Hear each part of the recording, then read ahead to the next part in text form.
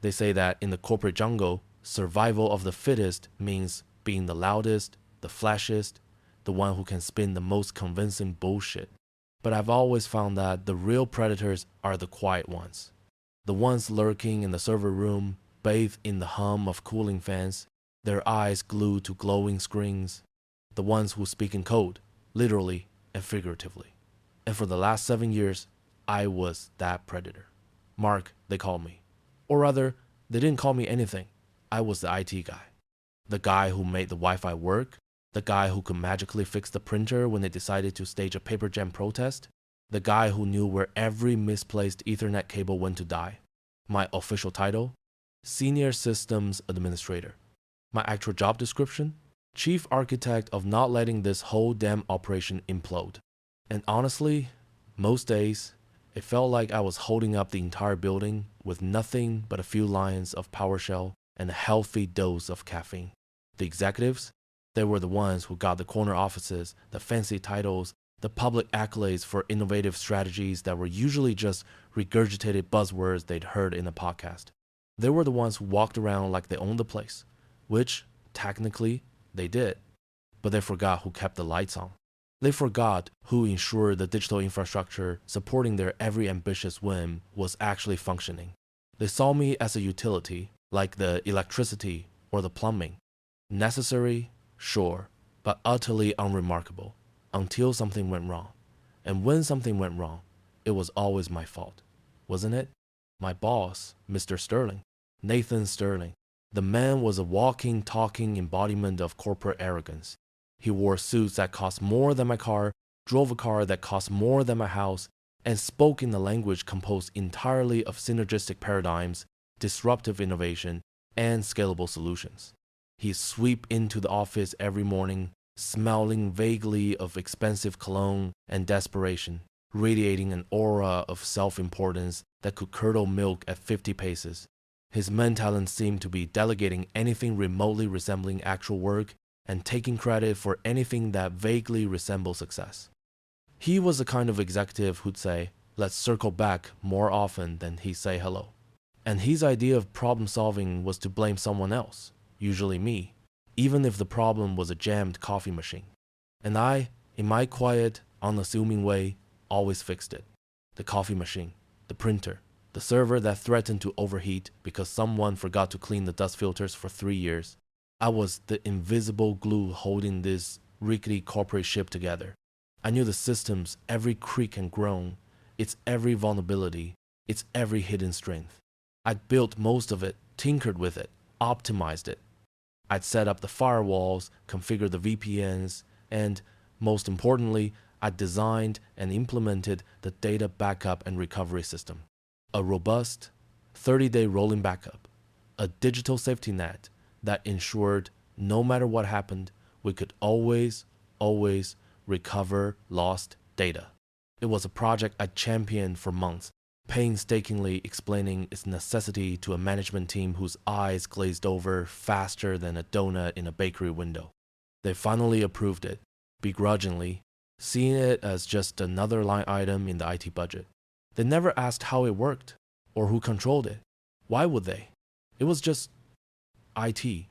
The whole charade came to a head last Tuesday. It was a Tuesday like any other. Humid, oppressive, the kind of day where the air conditioning felt like it was being run by hamsters on tiny treadmills. I was deep in the bowels of the server rack, coaxing a particularly stubborn network switch back into submission when my phone buzzed. A notification from the executive server, unusual. Most of them couldn't find the power button, let alone access that particular network segment. Curiosity, a trait that's both my greatest asset and my personal kryptonite, got the better of me. I pulled up the logs remotely, and that's when I saw it. Nathan Sterling, CEO, was logged into the executive server, attempting to delete files. Large, critical files. Financial reports, audit trails, project proposals. He was frantically trying to scrub data, his digital fingerprint leaving a messy trail of panic across the logs. It was like watching a toddler try to erase crayon marks from a freshly painted wall. He was too clumsy, too obvious. The timestamps, the IP addresses, the aborted deletion attempts, it was all there. He was trying to delete the evidence of his own fraud. I could almost picture him, sweating in his expensive suit, his usually smug face contorted in a mask of desperate fear. He was like a rat trying to gnaw his way out of a trap, only he was only making the trap tighter. And he'd forgotten about me. He'd forgotten about the guy who knew exactly how the digital rat trap worked. My heart didn't pound with fear or even righteous anger.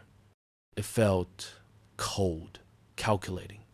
It was the quiet thrill of seeing a flawed algorithm about to execute.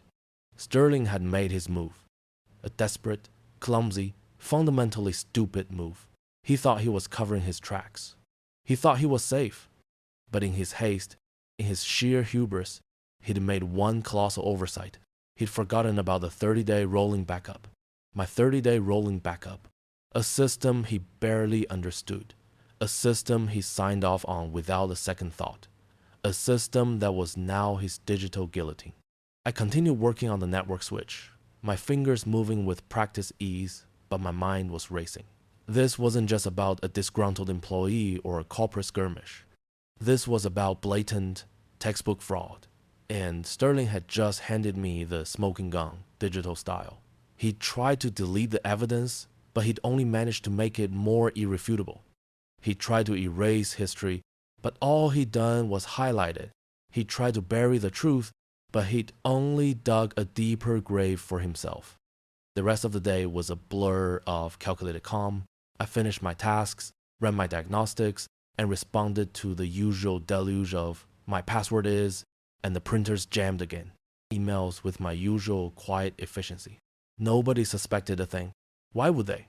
I was just Mark, the IT guy, the invisible backbone, the guy who cleaned up messes, literal and digital. But inside, a storm was brewing. A digital storm meticulously planned and waiting for its moment. I didn't feel like I was being fired. I felt like I was being unleashed. Sterling thought he was ending my career. He had no idea he was just giving me the best severance package imaginable, access to the truth and the keys to his undoing. By the time I clocked out, the sun was setting, painting the sky in hues of orange and purple that seemed to mock the sterile gray of the office building. I drove home, not with the slumped shoulders of a defeated employee, but with the determined stride of a predator who just spotted its prey. My apartment smelled of lemon polish and old books, a sanctuary of order in a chaotic world.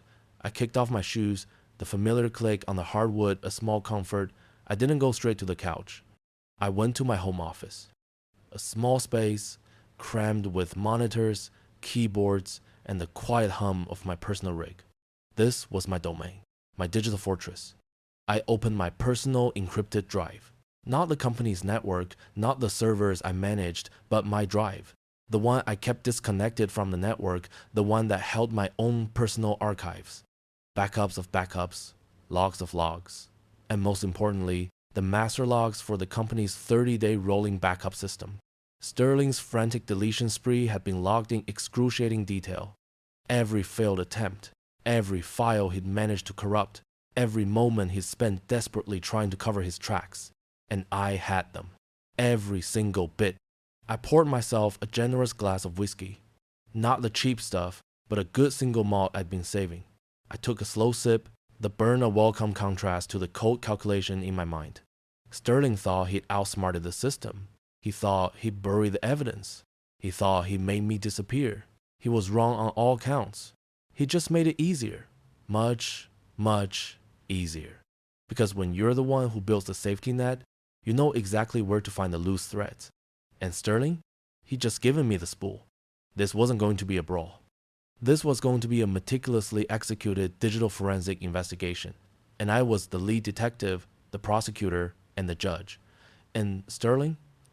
He was already convicted. The only question was, how loudly would the verdict echo? I leaned back in my chair, the glow of the monitors illuminating my face, and began to type. The first step in dismantling a fraudulent empire. It wasn't about revenge. It was about restoring order. And sometimes restoring order means starting a small, controlled fire. The silence in my apartment wasn't just the absence of noise. It was a deliberate, calculated hush. Sterling had been a storm, a hurricane of ego and incompetence that had blown through my life. And then, he thought, blown me away. But hurricanes recede, and when they do, the debris is often a testament to their destruction, but also to the resilience of what remained. And what remained was the meticulous order of my digital life. The carefully curated archives I maintained, the offsite backups, the detailed logs of every system action. These weren't just IT best practices. They were my insurance policy, my contingency plan for a world where people like Sterling held power. My personal workstation hummed with a quiet efficiency that mirrored my own internal state. The whiskey had done its job not to intoxicate, but to sharpen the edges of my focus. I opened my encrypted drive, the digital equivalent of a locked vault. Inside lay the raw data, the unvarnished truth of Sterling's panic. The logs from the executive server weren't just a record of his attempted cover-up. They were a narrative of his downfall, written in timestamps and failed commands. I began to organize. Emails, Sterling's frantic late-night messages to his sycophantic legal team, begging for ways to contain a security breach. His words, not mine. I cross-referenced these with the IT support tickets, the ones he'd undoubtedly instructed his clueless assistant to file, attempting to make his digital vandalism look like a random hack.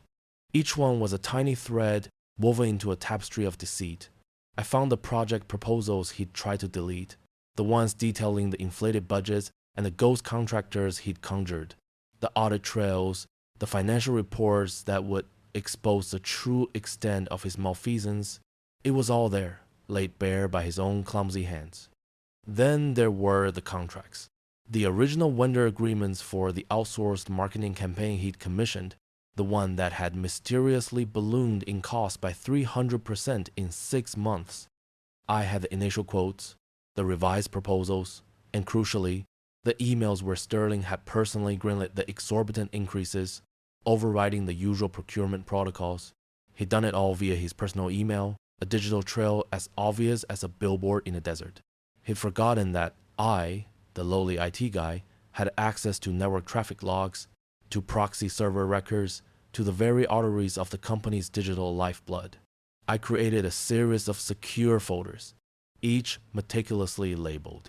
Sterling's deletions, executive server, fraudulent vendor contracts, audit trail manipulation, executive communications, evidence of collusion. Each folder was a self-contained indictment, the evidence stacked with ruthless precision. I even recreated his frantic attempt to delete the backup logs themselves, showing how he'd inadvertently triggered my custom alerts, not by successfully deleting them, but by attempting to access them. My system was designed to flag unauthorized access or deletion attempts on critical infrastructure before they happened. He hadn't just failed to cover his tracks, he'd drawn the spotlight on them. As I worked, the hum of my own rig was a soothing counterpoint to the chaos I was uncovering. This wasn't about anger anymore. It was about restoration. About making sure the system, the company, and frankly, the concept of meritocracy wasn't permanently damaged by one man's insatiable greed. The next morning, the digital whispers began. My phone, which I'd intentionally kept on silent, buzzed with an unusual number of notifications. Old colleagues, people I shared countless late nights and lukewarm coffees with, were reaching out. Mark, are you seeing the chaos? Read one text from Sarah in accounting. The entire financial reporting system is down. No one can access anything. Sterling is having a meltdown. Another came from David in marketing. Dude, what's going on? We missed the client deadline for the Q3 report. Sterling's gone ballistic. Says it's an IT issue. Sound familiar? The IT issue was a classic Sterling deflection. I hadn't touched any of the core financial systems. My focus had been solely on the executive server, on Sterling's direct actions, and the backup logs. But his desperate attempts to control the narrative, to blame IT, were starting to unravel his own carefully constructed facade. If the financial systems were down, it meant his attempts to manipulate data had likely caused a cascade failure. Or perhaps his frantic deletion spree had inadvertently impacted systems he hadn't even intended to touch. Then, a company-wide email landed in my personal inbox, forwarded by Sarah. Subject: urgent system outage, IT department investigation. It was from HR, a generic boilerplate about an ongoing technical investigation, and apologies for the inconvenience. Sterling's name was nowhere to be found, of course. He was the victim, the one being inconvenienced by the supposed incompetence of his own IT department. The irony was almost too much to bear. The panic was palpable, even from my quiet apartment. I could sense it through the fragmented messages, the digital echoes of a company spiraling. They were starting to feel my absence, not because I was a beloved colleague, but because the very infrastructure they took for granted was starting to creak and groan without its silent custodian. Sterling, in his desperate attempt to erase evidence, had effectively crippled the very systems he was trying to protect. He tried to burn down the house to hide a single burnt toast. My own actions, however, were far more precise. I hadn't caused the system outage, but I had the power to leverage the ensuing chaos. The crucial element was that Sterling's actions had alerted my advanced warning system, triggering a protocol I'd built in for precisely this kind of scenario. He'd tried to delete the backup logs, which was a severe security breach. My system, in response, had initiated a temporary read-only lockdown of all sensitive executive data, flagging it for immediate review by an independent auditor. It wasn't a full system shutdown, but a surgical isolation of the compromised elements. The trap was sprung. Sterling, convinced he was a digital ghost, had blundered directly into a digital minefield. His panic, his clumsy attempts at sabotage, had confirmed the integrity of my monitoring systems and triggered a chain of events that were now far beyond his control. He tried to erase his digital footprint, and in doing so, he left an indelible mark of his guilt. I opened a new email. This one was addressed to a select few recipients, the head of the company's external audit firm, a legal counsel I'd vetted for their integrity and discretion, and surprisingly, the company's board of directors, not Sterling, not HR. This was about presenting the facts unvarnished and undeniable to those who held the ultimate authority. The subject line was simple: urgent, evidence of financial irregularities and data tampering, immediate review required. The body of the email was concise, devoid of emotion, and packed with irrefutable data. I attached a compiled dossier, a digital manifestation of Sterling's downfall. It contained the logs of his unauthorized access, the screenshots of his deletion attempts, the original and manipulated financial reports, the inflated vendor contracts, and a summary of his communications with his legal team. I highlighted the specific timestamps, the IP addresses, the file names. I also included a brief explanation of my 30-day rolling backup system and how Sterling's actions had triggered an automated security protocol necessitating an independent audit of the affected executive data. I didn't accuse. I didn't demand. I simply presented the facts, letting the evidence speak for itself. I concluded with a simple, yet chilling, statement. Given the critical nature of the information and the apparent attempts to conceal it, I believe immediate external oversight is imperative to ensure transparency and protect the company's interests. I hit send. The digital ripples of Sterling's panic had been my overture. Now, the auditor's investigation, triggered by my carefully laid evidence, would be the prelude to his symphony of destruction. The company was already in disarray, blaming phantom IT issues. They suspected the problem, but they didn't yet understand the scale of it, or who was truly holding the conductor's baton. Sterling thought he was a phantom, a ghost in the machine. He was about to learn that some ghosts leave very solid evidence behind. The silence that followed my email was deafening, at least in my personal world. The company, however, was a symphony of escalating chaos. News of the unforeseen system failures and the comprehensive internal audit had leaked like water through a sieve. Text messages from former colleagues, usually filled with office gossip or weekend plans, now carried a frantic undertone. "Mark, have you heard anything? The auditors are everywhere. Sterling looks like he's seen a ghost. Everyone's on edge. They're saying the Q3 numbers are so bad, the board might actually step in." The paranoia was a welcome aroma. Then came the call. It wasn't a text, not a forwarded email. It was a direct, unlisted number that flashed on my personal phone. The caller ID was blocked, a sign of desperation. I let it ring twice, savoring the anticipation, before answering. Mark, a strained voice, barely recognizable as Sterling's usual booming arrogance, stammered, "It's Sterling. We need to talk. Urgently." I took a slow sip of my coffee, the warmth a stark contrast to the icy calm that had settled over me. "Sterling, to what do I owe the unexpected pleasure?" "Don't play games with me, Mark. This whole audit, this is because of you, isn't it? You sabotaged the systems, didn't you?" His voice, attempting to regain its authority, was thin and reedy. "Sabotage? Sterling? That's a strong word. Perhaps you mean ensuring the integrity of the systems? Or perhaps documenting the actions of someone who attempted to compromise them?" I kept my tone measured, almost conversational. "I believe the auditors are looking at a rather extensive digital footprint. Yours, specifically." A strangled sound came from the other end, somewhere between a cough and a whimper. "You can't do this. I'm the CEO. You were just IT. And you, Sterling, were the one with the elevated privileges." I countered smoothly. "The one who decided to try and delete critical data. The one who forgot about the 30-day rolling backup. The one who, in his haste, tripped every single alarm I had in place. A rather elaborate alarm system, wouldn't you agree? Designed to catch precisely this kind of unforeseen operational event." He was silent for a long moment, the only sound his ragged breathing. Then, a shift. The desperation hardened into a brittle plea. "Mark, we can fix this. We can make this right. What do you want?" Ah, the million-dollar question. The moment of truth. Not just for Sterling, but for the company itself. I opened a new document on my personal laptop. This wasn't about revenge in the petty sense. It was about consequence. It was about balance. "I want two things, Sterling," I began, my voice unwavering, "and you, or rather the board, will have a choice to make." I let the silence hang, allowing the weight of his predicament to sink in.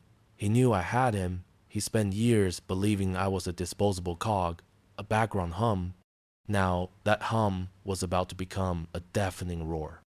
"Option A," I continued, "is the path of least resistance for everyone involved. You resign immediately, with a public statement acknowledging your personal reasons for stepping down. The current board is informed of the findings, and they quietly begin a search for a competent replacement. My evidence is presented, but not widely disseminated. The auditors complete their review, identify any necessary procedural changes, and the company moves forward, hopefully with a better understanding of the value of its technical infrastructure. There will be no prosecution, no public scandal, no financial ruin. For you, it's a swift, quiet exit, preserving what little dignity you have left." I paused, letting the terms sink in. It was a generous offer, considering the mountain of evidence I possessed. But it wasn't about being magnanimous. It was about ensuring the company didn't implode completely. "And option B?" Sterling whispered, his voice a threat. "Option B," I said, my voice dropping slightly, becoming sharper, more precise, "is the nuclear option. The board reviews the full scope of your fraudulent activities as documented in my findings. They will see the doctored financial reports, the ghost contracts, the attempts to cover your tracks. This evidence will be turned over to the relevant regulatory bodies, Securities and Exchange Commission, financial crime units. The company will face massive fines, potentially debilitating lawsuits from shareholders and clients. Your name will be synonymous with corporate malfeasance. The stock will plummet, key clients will flee. The company, as you know it, will cease to exist." I let that sink in. The stark contrast between the two options was the leverage. He had tried to erase my work, to erase me. Now I was holding the pen, and he was the ink. "I will require a written agreement, drafted and approved by the board, that outlines your immediate resignation, the agreed upon statement, and a binding non-disclosure agreement regarding the details of your departure. My full findings will be shared with a pre-designated board member who will then present them to the full board. They have 48 hours to respond. If I don't have a signed agreement by then, option B becomes the default. The line went silent again, a long, heavy pause filled with the unspoken weight of his impending doom. I could almost picture him, pale and sweating in his expensive suit, the carefully constructed facade crumbling around him. Finally, his voice, shaky but resolute, returned. You wouldn't. Sterling, I said, my voice hardening slightly. You fired me. You attempted to erase my contributions. You committed fraud. I'm not playing games. This is about accountability. About making sure that the systems I built, the company I dedicated 7 years of my life to, isn't destroyed by one man's ego. He didn't respond immediately. I imagined him pacing, perhaps making desperate calls to his lawyer, to his equally compromised associates. But there was no one left who could help him. His own actions had isolated him. Who is this designated board member? He finally asked, his voice barely audible. That will be decided by the board, I replied. They know who among them values transparency and the company's long-term survival. The auditor's initial report will be shared with them. They'll understand the gravity of the situation. They'll know precisely what's at stake. The call ended abruptly, leaving me in the quiet hum of my apartment. The silence this time was different. It wasn't the calculated hush of preparation, but the quiet satisfaction of a plan executed. The next 48 hours were a tense, quiet vigil. My phone remained silent, but my email inbox was a flurry of activity. The auditors had indeed confirmed my findings. Their preliminary report a brutal confirmation of Sterling's fraud. They'd flagged my involvement as crucial in uncovering the depth of the malfeasance. I received a formal communication from the board's legal counsel, acknowledging receipt of my evidence and confirming their intention to review the options presented. Then, on the morning of the second day, a notification arrived, a secure digital signature from the board, an executed agreement. Sterling was out. The public statement was brief, citing personal reasons and a desire to pursue new ventures. The stock dipped, but not catastrophically. The auditors were brought in to lead a comprehensive review, and a search for a new CEO was immediately launched. I didn't attend the board meetings, didn't demand a public apology, or a hefty severance package. That wasn't the point. The point was restoring order. My final act was simple. I sent one last email, this time to the new interim leadership, a group of experienced professionals tasked with steering the company through the transition. I attached a comprehensive handover document outlining the critical systems, upcoming maintenance schedules, and best practices for data security. I even included a revised IT budget, one that reflected the true cost of maintaining robust infrastructure, not the shoestring operation Sterling has so readily accepted. I concluded with a simple sentence. My role as Senior Systems Administrator has been fulfilled. I am resigning my position effective immediately. And then I walked away. My new reality wasn't a lavish mansion or private jet. It was a quiet cabin nestled in the mountains, a place where the only hum was the wind through the pines, and the only network traffic was the exchange of information between the trees. I had access to capital, yes, but more importantly, I had my time. I had the freedom to pursue projects that genuinely interested me, to build systems that prioritized truth and efficiency, not just profit margins and ego. Sterling's fate was a quiet footnote in the business news, rumors of financial irregularities and a swift, unceremonious departure. No jail time, perhaps, but his reputation was in tatters. His career as a corporate titan effectively over.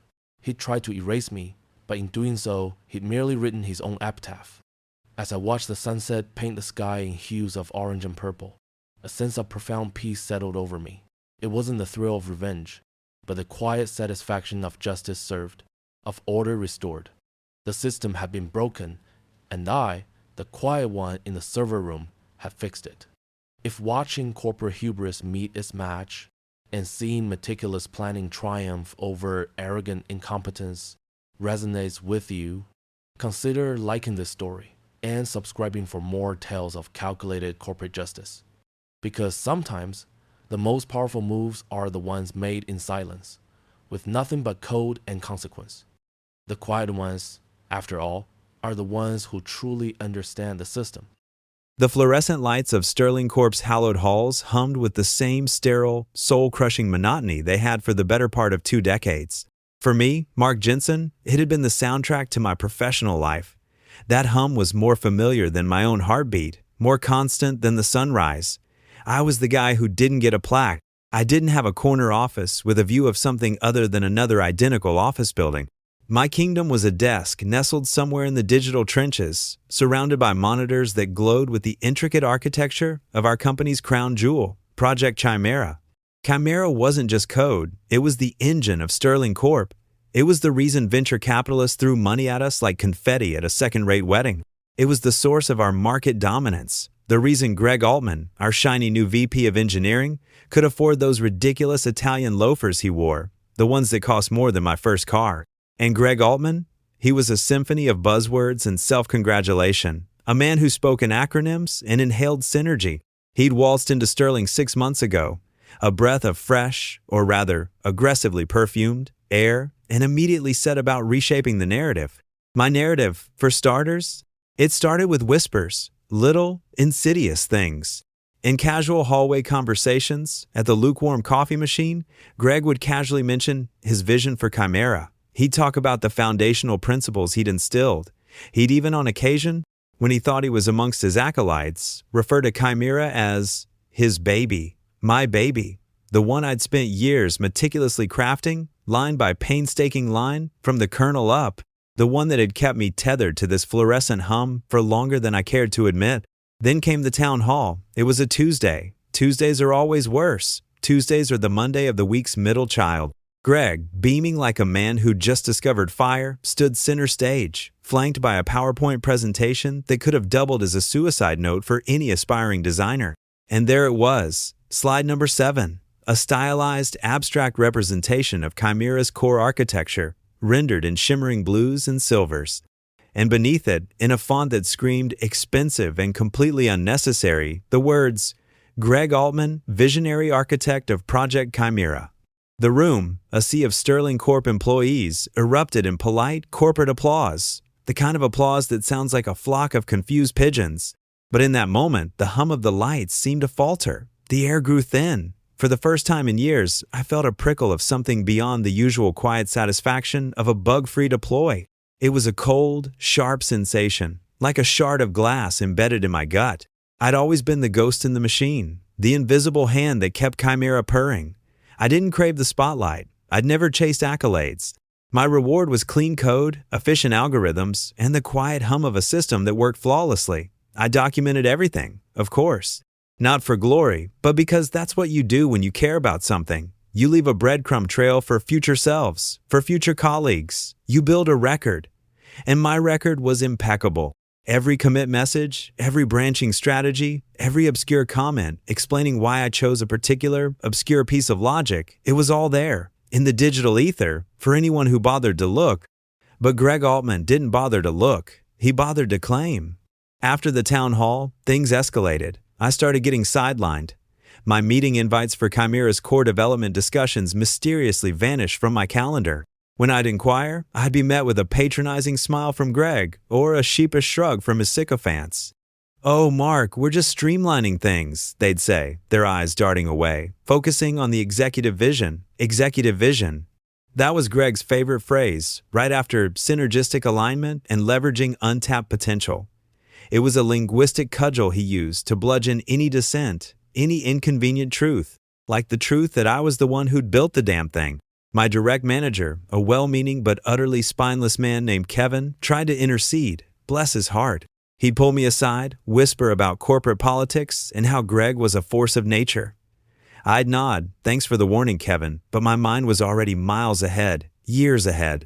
Years of logging into my personal Git repository, a private sanctuary I'd maintained since before Sterling Corp even conceived of Project Chimera. A place where every line of code I'd ever written for the company, from the very first keystroke that birthed the project, was meticulously archived, with timestamps, with metadata. with the irrefutable proof of my authorship. You see, in the digital world, everything leaves a trace. It's like a crime scene, but instead of fingerprints, you have commits and timestamps and author tags. And Greg Altman, in his infinite, oblivious arrogance, had left a massive, gaping hole in his own digital footprint. He was a painter who claimed to have created a masterpiece by simply slapping his name on someone else's canvas. The final straw, as they say, came on a Thursday. Not a Tuesday, but a Thursday, which felt somehow more ominous. A passive-aggressive email landed in my inbox, originating from HR. Subject line: Talent Alignment Strategy, Phase 1. Translation: You're redundant. Thanks for your service. Please pack your bags and try not to weep on the expensive carpet. It was brief, impersonal, and utterly devoid of any acknowledgement of my contributions. No mention of Chimera. No mention of the years I'd poured into making Sterling Corp a success. Just a cold, clinical severance package, a mandatory 2-week notice, and a polite suggestion to return all company property. As I read it, sitting at my gray, utilitarian desk, the fluorescent hum seemed to amplify. It wasn't a sound anymore. It was a physical presence, pressing in on me. The sterile office, once a space of quiet creation, now felt like a gilded cage. Greg Altman's loafers were probably already clicking down the hallway, eager to deliver the news himself, to bask in the glow of his own perceived triumph. He probably thought I'd slink away quietly, a broken man, another casualty of corporate Darwinism. He thought wrong. The thing about being invisible for so long is that you learn to observe. You learn to notice the details others overlook. You learn to stockpile information like a squirrel hoarding nuts for the winter. And I'd been observing Greg. I'd seen his bluster, his superficial understanding, his desperate need for validation, and I'd seen his fatal flaw. He assumed his authority was enough to erase reality. I didn't rage. I didn't make a scene. I simply closed the severance email. I then opened a new document, a secure encrypted file on my personal drive, the one I'd been building for years, the one that held the true genesis of Project Chimera, the original source code, meticulously tagged and dated from the very first commit. The one where my name, Mark Jensen, was stamped in undeniable, immutable metadata. Greg Altman could claim whatever he wanted. He could paint his pretty pictures and spin his fancy yarns, but he couldn't rewrite history, not when I held the original manuscript. And as I looked at that timestamp, the one that predated Greg Altman's presence at Sterling Corp by years, a slow, quiet smile spread across my face. It wasn't the smile of a defeated man. It was the smile of a man who knew he had a meticulously planned, perfectly executed counterplay waiting in the wings.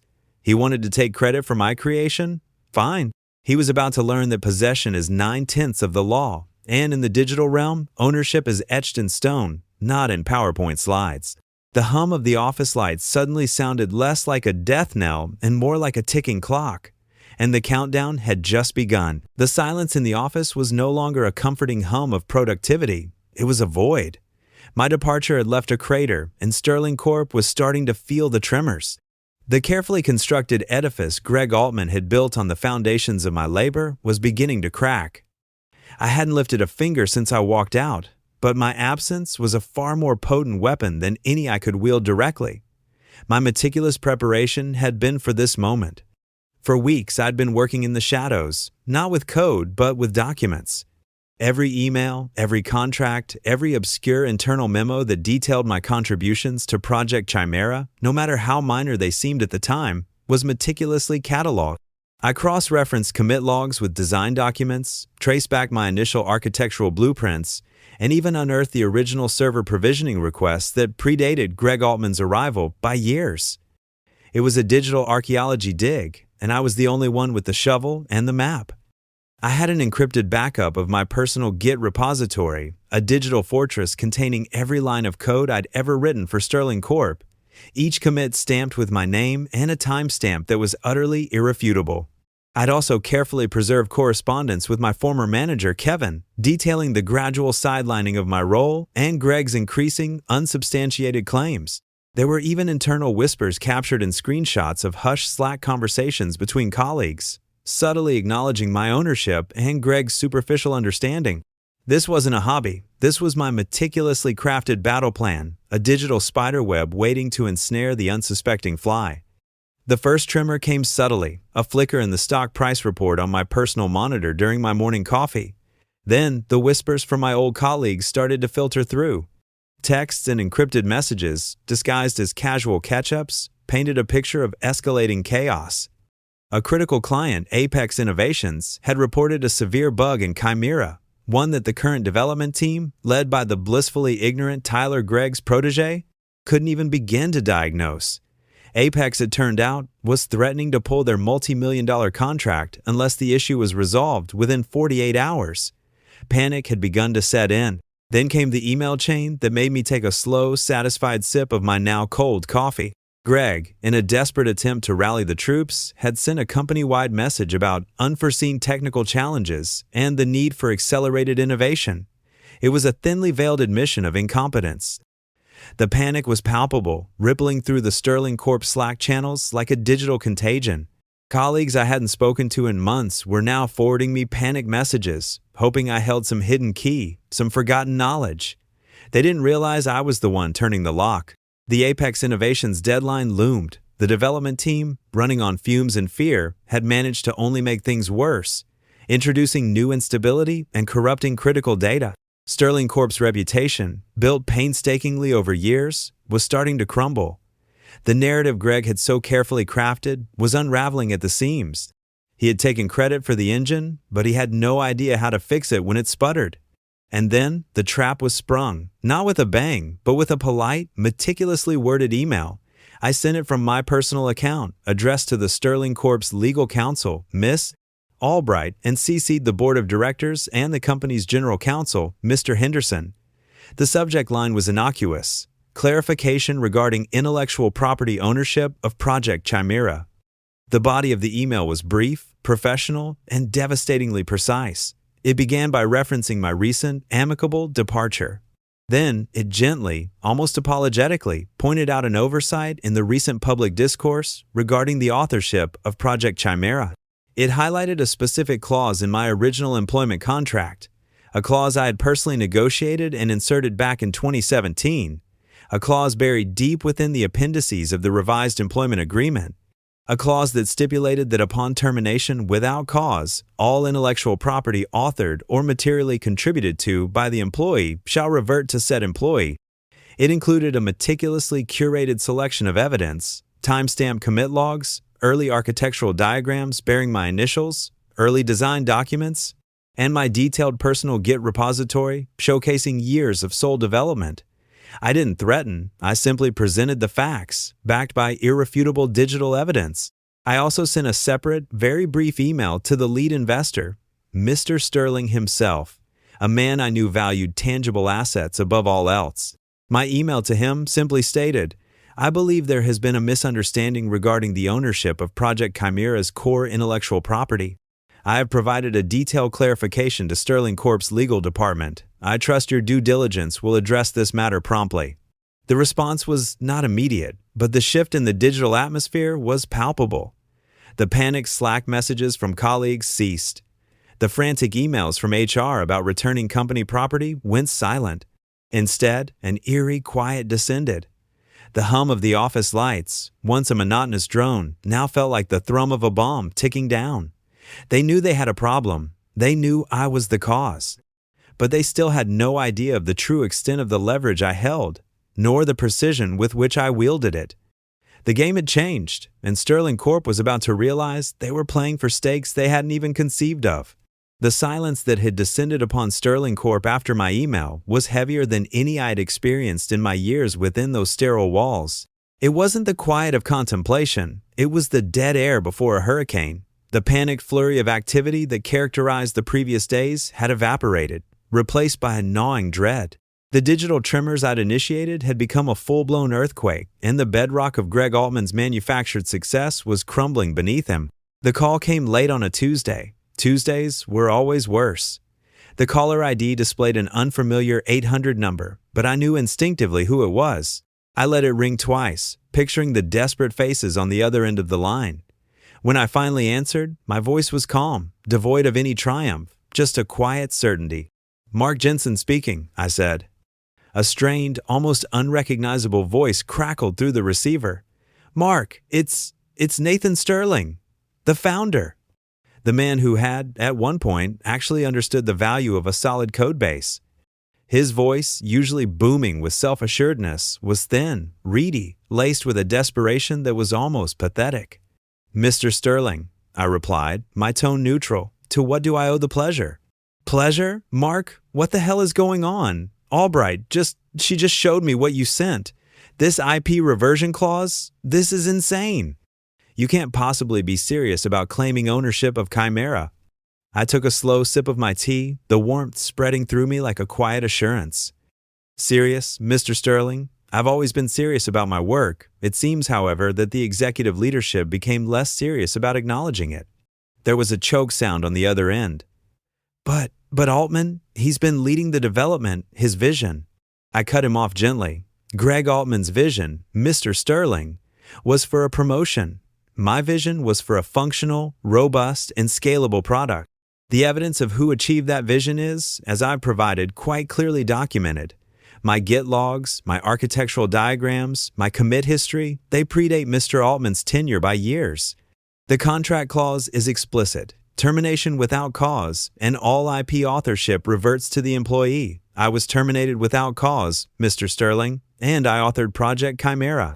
His voice rose, tinged with disbelief and burgeoning panic. "But the company, it's built on Chimera. If you truly own it, this could bankrupt us. We're talking to investors next week." "Indeed," I said, my voice steady, "which is why I thought it prudent to provide everyone with a clear understanding of the situation before those crucial meetings. Transparency, as they say, is key in business, especially when one is attempting to sell a product one doesn't actually own." Silence, a heavy, suffocating silence. Then a desperate whisper. What do you want, Mark? Name your price. Anything. Just don't do this." This was it, the moment of truth, the culmination of years of quiet competence, of being overlooked, of building something truly magnificent and watching someone else try to claim it. I had two paths, both paved with consequence. "I see two options, Mr. Sterling," I began, my voice calm and measured. "Option A, Greg Altman resigns his position, effective immediately, and Sterling Corp publicly acknowledges my sole authorship of Project Chimera. In return, I will release the IP back to the company under a licensing agreement, with terms to be negotiated. You retain your company, your investors, and your market position." I paused, letting the weight of Option A settle. Then I continued. "Option B, should you choose not to accept, is considerably less pleasant for Sterling Corp. Without the core IP, Project Chimera is essentially worthless. Your ongoing development efforts will be seen as derivative work, subject to infringement claims. The Apex Innovations contract will undoubtedly be terminated. The upcoming investor meetings will be a disaster, likely resulting in significant financial penalties and a complete loss of investor confidence. In this scenario, I will not license the IP. Instead, I will pursue full acquisition, either through a direct buyout, a sum that would likely exceed your current market valuation several times over, or through legal channels, which will involve significant public scrutiny of your company's intellectual property practices and Mr. Altman's fabricated claims." Another prolonged silence. I could almost hear the frantic, whispered conversations on their end, the gears of desperation grinding. Nathan Sterling wasn't a fool. He understood the gravity of the situation. He knew he'd been outmaneuvered, not by malice, but by a meticulous adherence to truth and contract. You can't be serious," he finally stammered.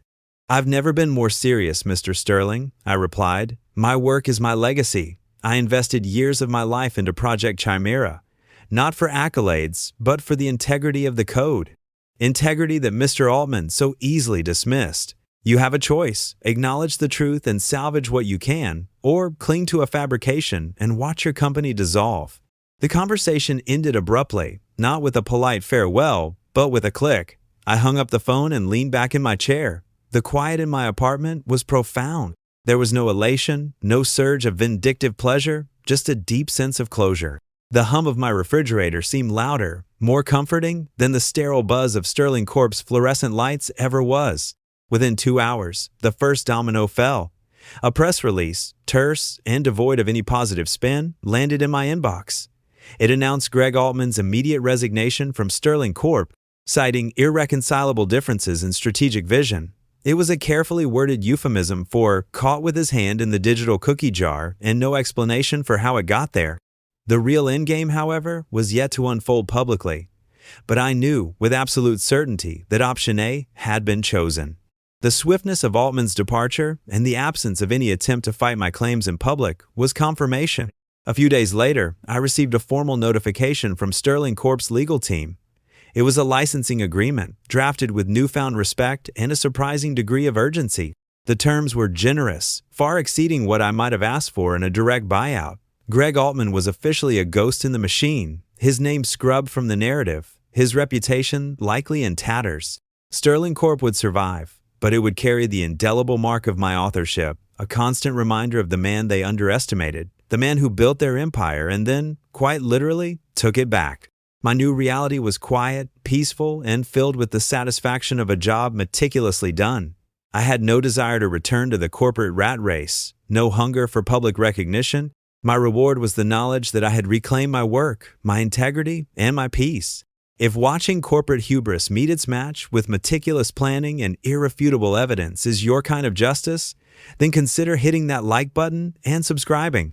Stories like mine are a reminder that in the digital age, every action leaves a trace, and every claim can be verified. For Greg Altman, the executive ladder had crumbled, replaced by the cold, hard reality of intellectual property theft and a career demolition he brought entirely upon himself. He'd wanted to be the visionary architect. Instead, he became a cautionary tale, a testament to the fact that you can't build a reputation on someone else's code. You can only build your own. And mine, etched in every line of Project Chimera, would stand the test of time. The sterile hum of the server room was my sanctuary. For 12 years it had been my kingdom, a place where logic reigned supreme and every byte told a story. I was Arthur Pendleton, IT administrator for Sterling Corp, a company that, despite its name, often felt more like a poorly managed garage sale. My domain was the digital heartbeat of the organization, the unseen force that kept their emails flowing, their data secure, and their entire digital infrastructure from imploding like a poorly coded video game. I was the quiet craftsman, the unseen architect, the guy who could, with a few keystrokes and a deep sigh, resurrect a crashed server or troubleshoot a printer jam that had brought entire departments to a standstill. I was the invisible backbone, and frankly, I preferred it that way. Recognition, for me, was a functioning firewall and a fully charged backup battery. Anything more was just noise. But the universe, as it often does, loves to throw a wrench into the well-oiled machinery of quiet competence. And this particular wrench wore an ill-fitting suit and had the vacant stare of a goldfish who'd just discovered gravity. His name was Chad Sterling, nephew to our CEO, Mr. Sterling Sr., a man whose business acumen seemed inversely proportional to his golf handicap. Chad, you see, had been brought on board as our new head of cybersecurity. Cybersecurity. The phrase hung in the air like a bad cologne. Chad's qualifications? Apparently, he'd once hacked into his mom's Netflix account to binge-watch a documentary about crypto. The CEO, bless his misguided heart, saw this as a sterling example of digital prowess. The rest of us saw it as a ticking time bomb wrapped in a designer tie. My first encounter with Chad was like observing a meticulously crafted antique clock being disassembled by a toddler with a hammer. He sauntered into the IT department, not with the quiet focus of someone entering a critical operational hub, but with the swagger of a minor celebrity arriving at an exclusive after-party. He introduced himself to me, a man who had spent weeks debugging the very system he was now ostensibly in charge of, with the condescending familiarity of a long-lost cousin. Arthur, right? He'd slurred, his eyes glazed over, probably from an early morning session of strategic synergy ideation, which, in Sterling Corp parlance, meant a long, boozy brunch where buzzwords were currency and actual work was a foreign concept. Glad you're here, man. I need you to walk me through, the whole cybersecurity thing. He gestured vaguely at the blinking lights and humming machines that represented my life's work. Certainly, Chad, I replied, my voice a measured baritone of professional calm. I resisted the urge to ask him if he meant the network infrastructure, the data encryption protocols, the threat detection systems, or the meticulously documented disaster recovery plan that had taken me 3 months to perfect. Instead, I opted for the simplest explanation. It's about keeping our digital assets safe from unauthorized access and malicious actors. Chad's response was a slow, deliberate nod, the kind you see from someone trying to process a particularly complex episode of daytime television. Right. Unauthorized access. Like if some hacker tries to, get in. He wiggled his fingers like tiny snakes. Got it. So, what's the admin password for everything? I paused. The hum of the servers seemed to amplify, each click and whir a tiny judgment. The admin password, the master key to Sterling Corp's digital kingdom. It was a complex string of characters, regularly rotated, triple encrypted, and known to precisely 3 people. Myself, the Chief Information Officer, who was currently on a 6-month sabbatical in Bora Bora, and a mythical third person who was rumored to be the ghost of IT past. Giving Chad the admin password would be akin to handing a toddler the launch codes for a nuclear arsenal. Chad, I said, my voice dangerously level, the admin password for the core systems is not something that can be shared. It's protected by multi-factor authentication and requires specific clearance levels. We can certainly initiate the process for you to gain access to the relevant administrative privileges, but it involves a formal request and approval by the CIO's office, which, as you know, is currently out of office. He blinked, his goldfish eyes widening slightly. Wait, so you're telling me I can't just log in and see what's going on? A flicker of something akin to annoyance crossed his face, quickly replaced by that familiar vacant smile. No worries, man, no worries. I'm a fast learner. I'll just, figure it out. He patted me on the shoulder, a gesture that felt less like camaraderie and more like a warning. And figure it out he did, or rather, he tried. Over the next few weeks, the IT department became Chad's personal playground. He'd wander in, usually around lunchtime, smelling faintly of expensive cologne and desperation, and ask increasingly bizarre questions. Hey, Arthur, what's this thing here? He'd ask, pointing at a critical network switch. Does it, make the internet go faster? That's the core network switch, Chad. It routes all internal and external traffic. Its speed is crucial for optimal performance. Optimal performance. Got it. So, if I, unplug it for a sec, will it reset and make it even faster? My heart rate would spike. My carefully constructed composure would fray at the edges. Chad, please do not touch any of the network hardware. It can cause significant outages. He'd just grin, a flash of white teeth and a sea of smooth skin. Chill, man. I'm a cyber guy. I know what I'm doing. His knowing what he was doing involved a lot of fumbling with keyboards, accidentally closing critical applications, and, my personal favorite, attempting to boost the signal by plugging a USB drive into a live network port.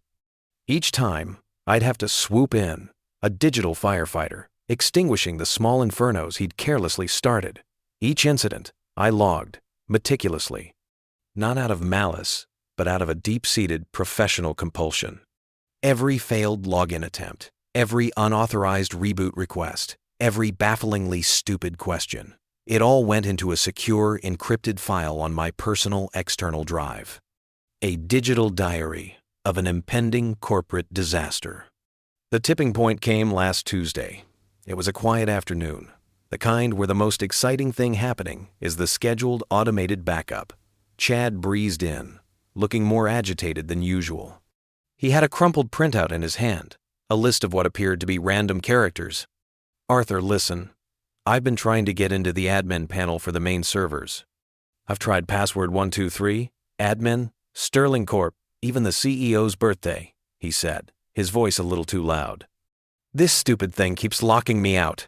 It's ridiculous. This is supposed to be my job, right? Cybersecurity. And I can't even get in. He shoved the printout towards me. What is this? I took the paper. It was a log file, or rather, a snippet of one. 17 lines, each one a failed attempt to access the root administrator account. The timestamps were erratic, indicating a feverish, desperate attempt to brute force his way into the system. The usernames he'd tried were hilariously basic: admin, root, administrator, CEO, Sterling. And then, the truly pathetic, Chad's first hack, Cyber King one, and my personal favorite, $$W0RD. All followed by the same unyielding error message. Access denied. 17 attempts. 17 failures. And this was just a fraction of his efforts, I was sure. He'd clearly been at it for a while, probably since he started. I'd seen the network traffic spikes, the repeated authentication failures, the subtle but persistent attempts to bypass security measures. I'd chosen not to intervene, to let him dig his own digital grave. I looked at Chad, his face flushed with a mixture of frustration and embarrassment. He was expecting me to magically unlock the system for him, to hand him the keys to the kingdom he was so clearly unqualified to even glance at. "Chad," I said, my voice as smooth and unruffled as a still lake. "What you have there is a log of your attempts to gain unauthorized access to critical company systems. These attempts have been flagged by our security protocols. You've failed to authenticate 17 times in a row for the administrator account. This is not a matter of the system being stupid. This is a matter of you, demonstrably, not possessing the necessary credentials or knowledge to perform your stated role." His jaw dropped, the blood drained from his face, leaving him looking even more like a startled goldfish. "What? You can't do this! I'm the head of cybersecurity!" "You are the head of cybersecurity," I confirmed, my gaze unwavering. "And I am the IT administrator responsible for securing the systems you are attempting to compromise. My duty is to protect Sterling Corp's data and infrastructure, and in order to do that, I am documenting every single one of your creative approaches." He snatched the printout back, his hands trembling. "You're trying to get me fired, aren't you?" he stammered, his voice cracking. I met his gaze, my expression neutral. "I'm documenting your performance, Chad. The consequences of that documentation are entirely at the discretion of upper management. Perhaps you should have spent less time trying to guess passwords and more time understanding them." He sputtered something incoherent, a mix of threats and indignities, before storming out of the IT department, leaving a faint scent of desperation and cheap aftershave in his wake. I watched him go, a slow, quiet smile spreading across my face. This was it, the moment I'd been quietly preparing for. He thought he was the cybersecurity expert. He thought he held some kind of power. But he was just a clumsy, unqualified intern playing dress-up. And I, Arthur Pendleton, the quiet observer, the meticulous archivist, held the only weapon that truly mattered in this corporate jungle: irrefutable, undeniable, digital proof. I didn't slam doors. I didn't yell. I didn't even raise my voice. I simply walked back to my workstation, opened the secure file on my external drive, and added a new entry. Timestamp: 1527, August 14th. Subject: Chad Sterling. Attempted unauthorized access to administrator console. 17 failed attempts. Notes: log file attached. Further incidents to be documented. Then, with a sense of calm satisfaction, I closed the file. Chad Sterling, the CEO's nephew, the self-proclaimed cybersecurity expert, had just handed me the perfect opening move. He'd walked right into the trap, and the game, as they say, was afoot. The gears of Sterling Corp's digital downfall were already beginning to turn, and I, Arthur Pendleton, was the quiet, unassuming engineer of its demise, and they hadn't even begun to realize it. The sterile hum of the server room, once my sanctuary, had taken on a different quality in the days following Chad's dramatic exit. It wasn't just the sound of efficient machinery, it was the quiet thrum of anticipation. My meticulous logging of Chad's digital blunders wasn't just about documenting incompetence, it was about building an arsenal. Each failed login attempt, each nonsensical query, each near-catastrophic interaction with critical hardware was a digital bullet, carefully cataloged, encrypted, and stored on a secure, offline drive. I spent my evenings and weekends organizing this digital trove. It wasn't just raw data, it was a narrative. I created subfolders for each incident, cross-referencing them with internal memos about cybersecurity best practices that had been ignored, and with the official job description for head of cybersecurity that Chad so spectacularly failed to meet. I even dug out old emails from when I'd championed training initiatives for new hires in the IT department, initiatives that had been summarily dismissed as unnecessary bureaucracy. Now, that bureaucracy was my shield and my sword. The first domino fell on a Tuesday morning. A frantic email from marketing, titled Urgent, Client Presentation, Critical Data Missing, landed in my inbox and, inevitably, in the overflowing inbox of Chad Sterling. Apparently, a crucial client presentation, scheduled for that afternoon, required access to historical sales data from the Q3 of the previous year. The data, housed on a secure departmental server, was suddenly inaccessible. Chad, as the designated cybersecurity expert, was the presumed point person. I didn't respond. I couldn't. Protocol dictated that I escalate such issues through departmental leads. Chad, naturally, was CC'd on everything. His reply inbox, surely a tempest of panicked messages. I could almost picture him, sweating, frantically trying to recall what Arthur had said about that server thingy. By lunchtime, the panic had escalated. A company-wide email, this one from HR, subject line, Urgent IT Assistance Required, Client Data Accessibility Issue, was sent out. It implored any IT personnel with knowledge of the Q3 server to come forward. It also, to Chad's apparent chagrin, CC'd the entire executive team, including Mr. Sterling Sr. I received a text from Sarah, a former colleague from the networking team, now working at a rival firm but still privy to some Sterling Corp gossip. Oh my God, Arthur. Have you heard about the Q3 data? Total meltdown. Chad's apparently lost the plot. They're saying he was the last one to access it? What is going on? My response was brief. Documenting. Standard procedure. Later that afternoon, as the clock ticked closer to the presentation deadline, I received a chain of internal messages.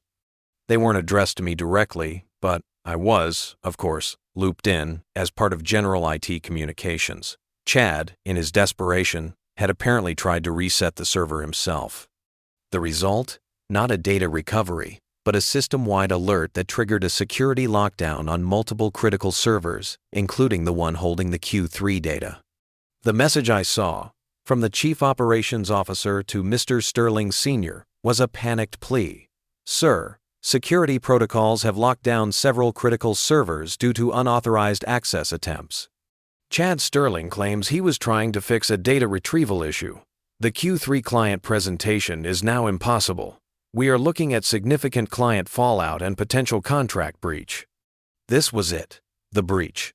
Not a malicious hack, but an internal implosion born of sheer incompetence, amplified by nepotism. Chad, in his frantic attempt to cover his tracks and appear competent, had inadvertently crippled the very systems he was supposed to protect. The COO's email was swiftly followed by an all-hands call scheduled for the next morning, an emergency executive strategy session. The agenda was vague, but the urgency was palpable. The air in the office the next day felt thick with unspoken anxiety. Whispers followed Chad down the hallways, his usual swagger replaced by a nervous fidget. It was during this tense morning that I made my move. Not a dramatic, headline-grabbing action, but a quiet, precise strike. I had prepared a formal inquiry, drafted in impeccable corporate language, regarding the security protocols surrounding client data access. It was addressed to Mr. Sterling Sr., Mr. Davies, the COO, and Miss Albright, General Counsel. I CC'd Chad, of course. The email began, Subject, Formal Inquiry regarding Client Data Security Protocols and Access Verification. It then detailed, in dispassionate, factual language, the established procedures for accessing sensitive client data. It referenced specific internal security policies, standard operating procedures, and the designated roles responsible for data integrity. Crucially, it included a subtle, yet damning excerpt from the company's cybersecurity policy regarding unauthorized access and system lockdowns. Then came the kicker. I attached a heavily redacted but highly illustrative log file, a distillation of Chad's worst offenses. It didn't show every single failed attempt, but it highlighted the most egregious ones. The attempt to guess the administrator password using childish terms, the repeated brute force attacks, the attempted hardware manipulation, and, of course, the logs directly related to the Q3 server incident. I also attached a copy of Chad's job description, highlighting the proven expertise in cybersecurity principles and best practices clause. The final paragraph read, Given the recent system-wide security alert and the resultant inaccessibility of critical client data, It is imperative that all personnel understand and adhere strictly to established protocols to ensure the continued security and integrity of Sterling Corp's digital assets and to prevent future incidents of this nature. I formally request a review of current access privileges and a comprehensive audit of all cybersecurity-related personnel and their qualifications. I have attached relevant documentation for your review. I am available to discuss this matter further at your earliest convenience.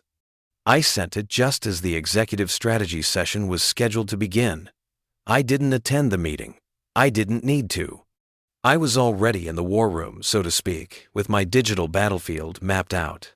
I knew, with a certainty that settled deep in my bones, that my carefully constructed evidence would be the catalyst. The panic, the blame, the desperate search for answers would now converge on a single, undeniable truth. Chad Sterling, the CEO's nephew, the supposed cybersecurity expert, had not only failed at his job, he had actively endangered the company. And I, Arthur Pendleton, the quiet IT administrator, had the receipts. The next few hours were a blur of muted phone notifications. My colleagues, usually busy with their own tasks, were now a hive of confused whispers and hushed phone calls. From snippets I overheard, it was clear the Q3 data issue was just the tip of the iceberg. Other systems previously stable were now exhibiting strange behavior, minor glitches, slow response times. The fear wasn't just about losing a client. It was about the realization that their entire digital infrastructure was on shaky ground, and the man supposedly guarding it had been the one weakening the foundations. By late afternoon, the whispers turned into a low hum of full-blown corporate anxiety. An email from Mr. Davies, the COO, was sent out. It was terse, formal, and far less optimistic than his usual communications. It announced that, due to an unforeseen operational disruption, all non-essential meetings and external communications would be suspended until further notice. The Q3 client presentation had been, as expected, a disaster. I saw Chad once, a fleeting glimpse as he hurried out of the building. His face a mask of pure dread. He didn't even glance in my direction. He knew, or, at least, he suspected. He had been so focused on his own performance, his own fabricated expertise, that he hadn't noticed the quiet architect building a case against him. He'd been playing checkers, while I'd been playing chess.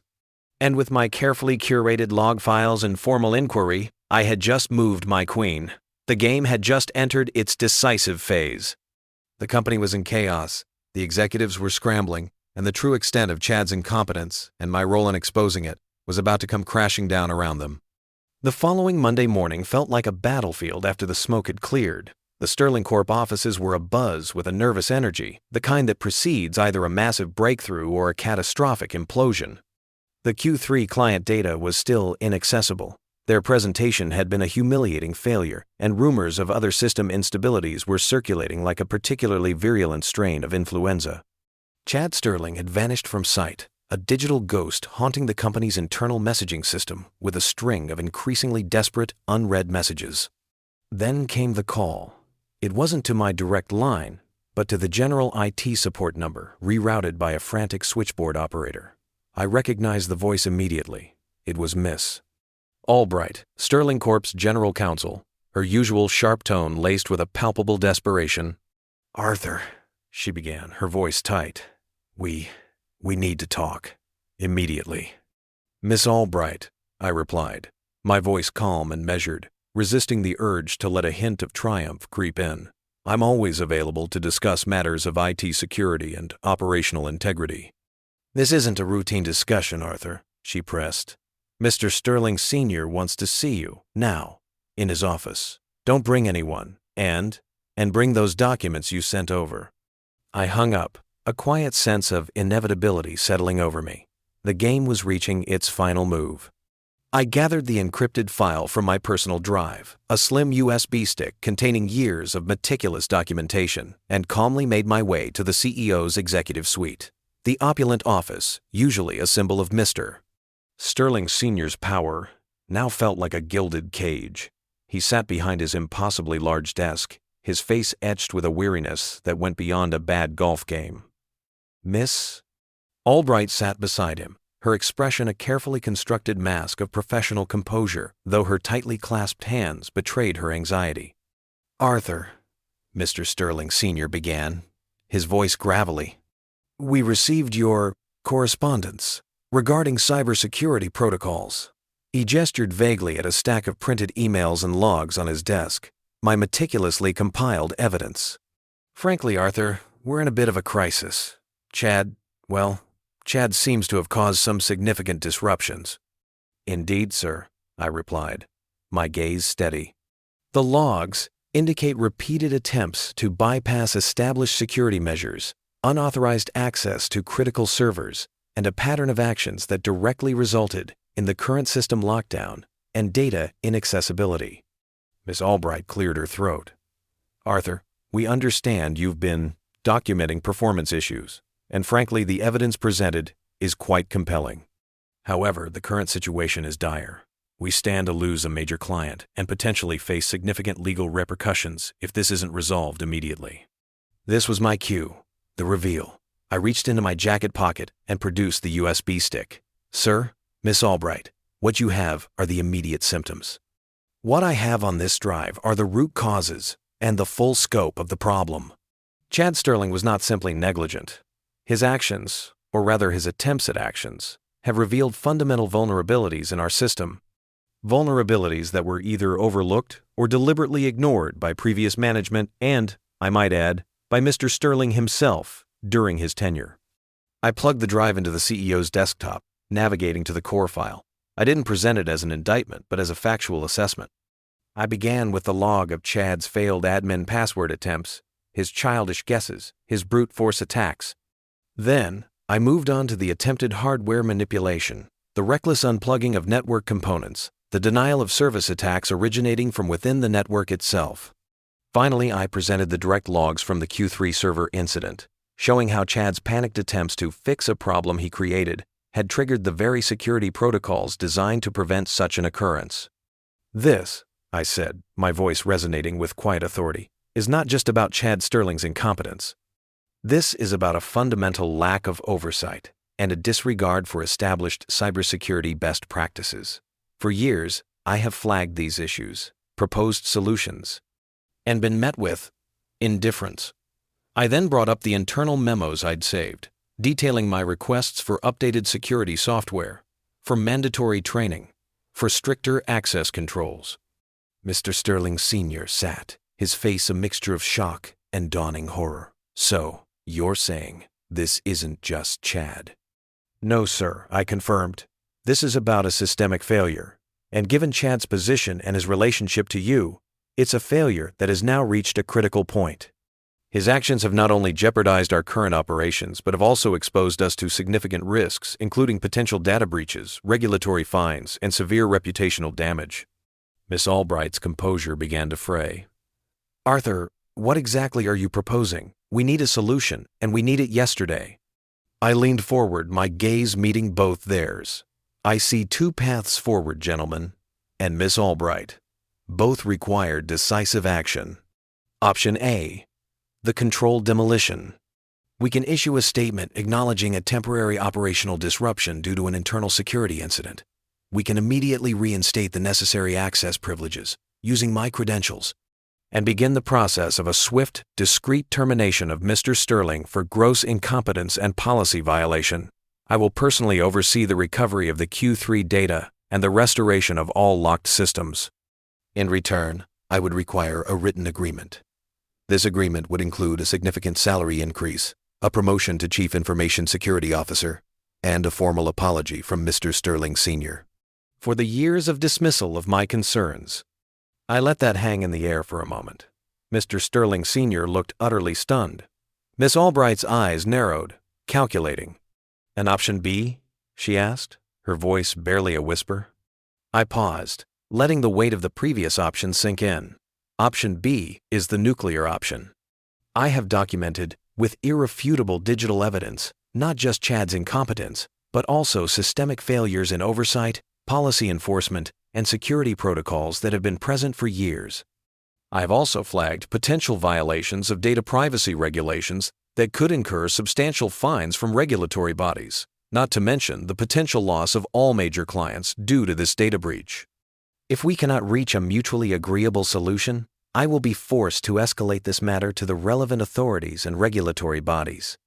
This would involve a public investigation, potential legal action, and an irreparable blow to Sterling Corp's reputation and bottom line. In this scenario, my own future would become secondary. I would, however, ensure that my contributions to the company's technological development and the documented failures to properly secure them are duly recognized. This could include a substantial financial settlement for my intellectual property and years of service, far exceeding any offer in Option A. The silence in the room was deafening. Mr. Sterling Sr. looked like he'd aged 10 years in the last 10 minutes. Miss Albright's face was pale. You're threatening us? Mr. Sterling Sr. finally managed, his voice thin. I am presenting facts, sir, I corrected calmly. And consequences. You hired an unqualified individual to manage your most critical digital assets. That individual, through his incompetence, has endangered the company. I have the knowledge and the evidence to fix it, or to expose the depth of the problem. The choice, as they say, is yours. After what felt like an eternity, Mr. Sterling Sr. finally spoke. His voice was weary, defeated. Arthur, we can't afford Option B. The press, the fines, the entire company would crumble. We accept Option A. He looked at Miss Albright. Get it in writing, Arthur. Everything. And then deal with Chad. The rest of the day was a whirlwind of controlled damage. I worked tirelessly, not just to recover the lost data, but to reinforce the compromised systems and to implement the security upgrades I had been advocating for years. I sent out a carefully worded internal communication detailing the resolution of a critical operational issue and the strengthening of our cybersecurity infrastructure. Chad Sterling was, predictably, terminated.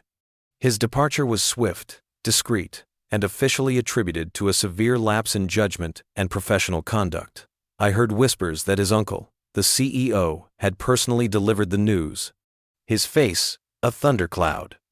My new office, once a cramped corner in the IT department, was now a spacious corner suite equipped with the latest in cybersecurity hardware. My title was officially Chief Information Security Officer. The apology from Mr. Sterling Sr. was formal, handwritten, and surprisingly sincere. He even admitted, with a sigh, that he'd been too trusting, too blinded by family ties. As for Chad, he vanished from the corporate landscape like a digital ghost he'd so desperately tried to emulate. His ill-fitting suit and vacant stare were replaced by a desperate scramble for his next, likely ill-fated venture. I heard he was seen trying to get a job at a local electronics store, explaining his cybersecurity expertise by demonstrating how he once figured out the Wi-Fi password at a coffee shop. I didn't feel triumph, not exactly. It was more a profound sense of equilibrium restored. The quiet competence had silenced the loud incompetence.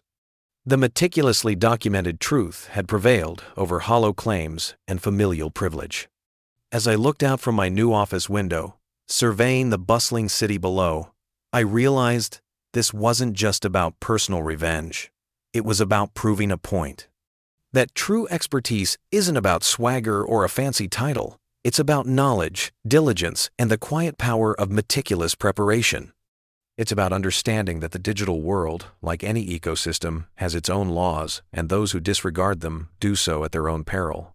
If you enjoyed watching corporate hubris meet its match and seeing quiet competence finally get its due, consider liking this video and subscribing for more tales of the overlooked rising up. Because there are always more systems to secure, more stories to tell, and more chai latte runs to be strategically managed. The gears of Sterling Corp would continue to turn, but now they would turn under a watchful, competent eye. And the hum of the servers, my old sanctuary, now sounded like the quiet purr of a perfectly tuned engine. The digital kingdom was finally secure, and I, Arthur Pendleton, was its rightful guardian. Why the hell is the CEO's espresso machine hissing like Satan's humidifier again? I muttered, crawling behind the server rack with a flashlight in my mouth and a 2-day-old banana in my pocket. That damn machine was wired into the same breaker as the HVAC for the East Wing, something I only found out after the great latte-induced power outage of 2011. Nobody ever documented that. Of course, nobody but me ever documented anything around here, but I knew because I remembered everything. That morning had started like every other for the last 21 years. Me, Miranda Jean Harkins, unlocking the office door at 6:47 a.m., 23 minutes before official open, with the original brass key they gave me in 2002. I'd oil it twice a year. You'd be surprised how many executives can't turn a key if the lock squeaks. Assume it's broken, like they're common sense. The cleaning crew had left gum in the sink again. Someone from product accidentally left sushi in the mini fridge over the weekend. The kombucha exploded. Not my job technically, not in any contract. But guess who scraped seaweed off a smart fridge with a laminated calendar and a plastic spatula? This gal. Some days I felt like the human version of duct tape. I held everything together in total silence. Got used exactly the same way, only noticed when something broke. The CEO thought I was still reception, even though my business card said Facilities and Ops Manager. And my inbox had 3,200 unread urgent emails from people who couldn't change a toner cartridge to save their crypt-like lives. It got worse when they brought in that new HR director, Haley, fresh out of grad school, all teeth and trends. She once asked me where the Ethernet plug went. I told her, in the wall, sweetheart, same place your job performance is headed. She didn't laugh. Now, I ain't no TikTok guru, but apparently 97% of folks listening to these stories don't subscribe. That's like showing up to a potluck empty-handed and still going home with Tupperware. So, go on, hit that subscribe button. Keeps the lights on and the petty revenge flowing. Back to the mess. I didn't go to fancy colleges, didn't wear blazers that cost more than my truck, but I knew that building. Not like a property manager knows it. No, I knew it like you know an old dog. Which pipes moaned when it was going to rain? Which thermostat freaked out when the humidity hit 70%? Where the fuse box creaked like a haunted dollhouse if you opened it too fast? I'd kept that company breathing through power surges, toilet floods, and 3 CEOs worth of poor decisions, and they just forgot. No recognition, no bonus, no handwritten notes from the board. Just once, when I stayed late to personally unclog the women's restroom after someone dropped a badge in it, don't ask. The old VP of Finance gave me a half-eaten protein bar and said, "You're a saint, Marcy." My name is Miranda. At some point, I stopped correcting them. I wasn't trying to be the hero. I just believed in doing things right. That lease, the one that let us squat in prime downtown real estate for 1/10 of the current market rate, I negotiated that back when we couldn't even get a landlord to return a call. The company had 5 employees and a fax machine held together with chewing gum. The founder, Randy, sat across from me at Denny's and said, "Miranda, if you don't co-sign, we'll be working out of my garage. My wife will kill me." I didn't co-sign. I signed the whole damn thing myself, just until we got on our feet. He said we never had that conversation again, because after that, it was always me who renewed the lease. Me who dealt with the property manager. Me who coordinated the HVAC installs, the carpet replacement, the weird smell and sweet bee that turned out to be a dead squirrel inside the insulation. They never took my name off the lease, never even asked. I sat at my kitchen table, cracked open a Diet Dr. Pepper, and started reading, like my dignity was buried somewhere in that fine print. Page 12, Section 9-B. Renewal of lease term shall require written notice from the lessee no later than 30 days prior to expiration. I blinked. Read it again?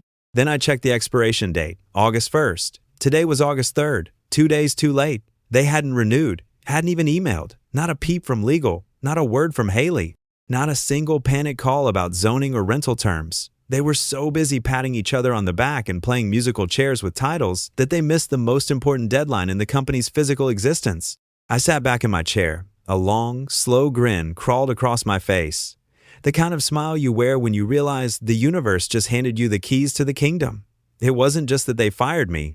It was how they fired me, like a smudge on a window, like I was just some disposable middle-aged woman with a binder full of obsolete trivia. But see, my trivia ran the damn building. They forgot I was still the lessee, the legal tenant, and now they were squatters with espresso machines. I picked up my phone and started scrolling. Insurance policy still in my name. HVAC contract renewed last year under my direct email. Cleaning services only showed up because I Venmo'd the manager once a month under Building Freshness Fund. Utilities routed through a business account I opened with the city in 2005. Back when the power cut out every time someone used the microwave and the printer at the same time, everything that mattered still ran through me. I could warn them. I could send an email, forward the lease terms with a subject line like, "Hey, forgot something." That's not what they would have done if the shoe was on the other foot. No. If the shoe was on the other foot, they'd be halfway through replacing me with a younger model who doesn't know how to reset the circuit panel without Googling it. So I closed the lease folder. I poured another Dr. Pepper. And I decided, for the first time in 2 decades, to shut the hell up. Let them feel the silence. Let them find the edge when they walk off it. Let the espresso machine be their first clue, because now they were trespassing, and I had the paperwork to prove it. I wore my church shoes to the meeting with the property manager, not because I needed to look fancy, but because they made a louder noise when I walked across marble floors. I wanted the world to hear me coming. Thomas, the property manager, looked up from his monitor when I walked into his office on the 4th floor. He was the kind of man who always smelled like copper toner and had 17 different highlighters on his desk for no goddamn reason. "Miranda," he said, surprised. "Didn't think I'd see you back here." I smiled. "Let's just say I'm here in a legacy capacity." He tilted his head like a confused golden retriever. I sat down, pulled out my folder, and handed him the lease packet. Original amendments, all still pristine. Right down to the one sticky note where the founder doodled a flying burrito during our 2009 renewal meeting. "I want to confirm something," I said. "There was no written renewal request submitted by July 1st, correct?" He blinked, started clicking away at his keyboard like it owed him money. No, not from the company. Nothing logged in the system." I assumed they were going month to month while they worked out a new deal. We hadn't heard anything official. I nodded, calm as a tombstone. "Good. That tracks, because under Clause 9b, it converts to month-to-month tenancy if no notice is received." Thomas leaned back, his chair creaked like an old knee. "Technically, yeah, that's correct." I pulled another paper from my bag, slow and deliberate. It was crisp, thick stock, gold-embossed letterhead. "I'd like to formally notify you of a lease termination, effective in 30 days. His eyebrows shot up so high I thought they'd file for workers' comp. "Wait, you're terminating it?" "Yep, as the lessee of record, they missed the renewal window, and I've already lined up a replacement tenant." He swallowed hard. "Do they know they will?" The new tenant was a wellness startup called Bloom Pulse, all green juice and artisanal air purifiers. Young, loaded with investor money, and desperate for downtown footage to install their Himalayan salt wall and, combat taps. I'd met the founder at a farmer's market last year while buying beets. She'd offered 3 times what the current lease was worth. Thomas ran a hand through his thinning hair. "This is going to be messy." "Messy," I said, standing, "is what they gave me after 2 decades of loyalty." I left before he could ask more questions. Back home, I opened a fresh legal document on my laptop and filled in the blanks. Plaintiff, Miranda Jean Harkins. Defendant, current occupant, Suite 201 to 221. Reason for eviction, failure to renew lease, material breach, and subletting without notification. I'd found out they'd rented a back office to some crypto consultant without ever telling me. Another little oversight. I filed it online through the county portal, paid extra to expedite. The confirmation email hit my inbox with a delightful ding that made me feel younger than Bachelorette contestants ever could. Then, like clockwork, HR emailed me. Subject: request confirmation of returned property. Dear Miranda, hope you're doing well. We're reaching out to confirm you've returned all company property, including documentation, keys, badges, and other physical or digital assets belonging to company name. Please respond to confirm completion. Best, Haley. I didn't hesitate. I clicked reply all because I knew Haley liked to CC half the damn company to make herself look busy. My response? Yes, including the ones you forgot I had. I hit send and leaned back in my chair. The building meant something to me once. I'd seen it grow from drywall and Ethernet spaghetti into something shiny and polished. I'd eaten more lunches at that front desk than in my own kitchen, laughed with interns, cried when I lost my dog, and someone left me flowers on the break room table. But love has limits, and mine ran out 2 days after they slid that folder across the table. I wasn't just getting even. I was reclaiming everything. 2 mornings later, I stood in my sunroom, watering my peace lily with one hand and holding the certified letter in the other. Heavy envelope, real ink signature, stamped with county court markings and everything. Plaintiff, Miranda Jean Harkins. Defendant, company name at occupant suite 201 to 221. Subject: notice of termination and demand to vacate premises. My name in bold right at the top. It felt surreal, like seeing your own obituary while sipping coffee, except instead of death, it was resurrection. A resurrection in sweatpants and orthopedic slippers, but still, across town, the same envelope landed in reception around 9:13 a.m. The property manager sent it priority mail and emailed a copy just to be sure. Standard procedure, 30-day notice. Tenant has failed to renew. New occupancy scheduled. Kindly vacate or respond through legal channels. Problem was, the receptionist that day was a temp. Name tag said Amber in pink glitter pen. Probably thought it was spam. She chucked it in the recycling bin between a box of expired Kind bars and a broken laminator. Meanwhile, upstairs in the executive lounge, the leadership team was busy spit-shining their egos. IPO talks, branding refreshes. One of them was giving a presentation about disrupting verticals, whatever the hell that meant. I'd seen the slide deck on LinkedIn later. It had a stock photo of a woman laughing while eating salad and pointing at a whiteboard. Groundbreaking stuff. They were too busy swimming in their own ambition soup to notice the tide pulling out. I sat on my couch rereading the notice, not because I doubted the legality. Lenny made sure it was airtight. I just needed to feel it, the weight, the consequence.